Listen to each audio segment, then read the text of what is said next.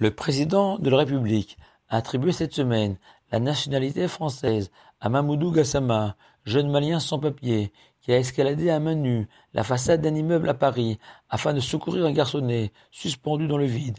Interviewé, Mamoudou, ce héros, a expliqué que pour lui, ça avait été naturel de venir à l'aide de cet enfant et qu'il n'avait accompli que son devoir d'homme. J'ai eu l'occasion aussi de parler avec des non-juifs qui avaient sauvé des juifs et des nazis pendant la dernière guerre et auxquels on remettait le titre de juste des nations. Et leur réaction était toujours la même. Monsieur le rabbin, nous n'avons rien fait d'extraordinaire, si ce n'est notre devoir. Impossible de ne pas relier Mamoudou et ses justes des nations avec notre paracha de Béalotra, où, contrairement à la médisance de Aaron et de Myriam, qui prétendaient que Moshe était devenu orgueilleux, la Torah proclame officiellement Moshe était l'homme le plus modeste de la terre, et le Ben Ezra explique que cela ne signifiait pas que Moshe était une personne réservée et timide. Non, la preuve, Moshe avait démontré son tempérament en défiant le Pharaon et en dirigeant les enfants d'Israël, ce peuple à la nuque raide. L'humilité de Moshe consistait à ne pas s'enorgueillir d'avoir accompli son devoir, tenant compte de ses extraordinaires qualités naturelles. Un homme doit être fier de bien agir, mais en aucun cas s'en vanter, car le Talmud enseigne que l'Éternel déclare « L'orgueilleux et moi l'Éternel ne peuvent cohabiter. » Pourquoi? Car la vanité, que ce soit pour son argent, son physique, son intelligence, c'est oublier que tout est un cadeau céleste, s'attribuer des mérites que l'on ne possède pas, c'est pousser Dieu hors de la scène.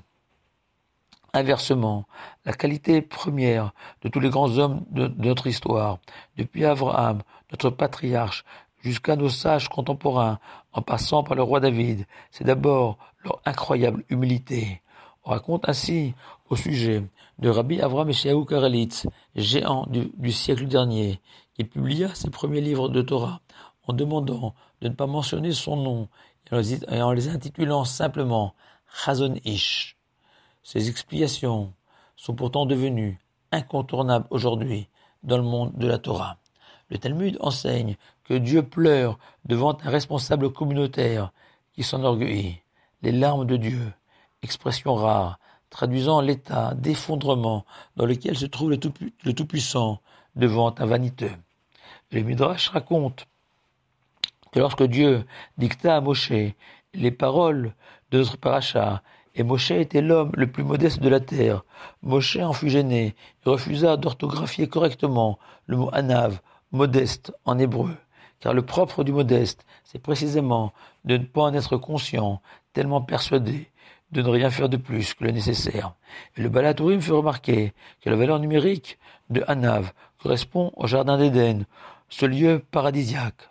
Car s'attacher à la modestie, c'est s'ouvrir la voie du paradis dans le monde futur. Mais même dans ce monde, ce qui rend malheureux nombre de gens, c'est ce sentiment de ne pas être estimé à sa véritable valeur, alors qu'une personne humble n'attend aucune reconnaissance particulière et est, par là même, toujours heureux de sa vie, au paradis des gens modestes. Shabbat Shalom à vous tous.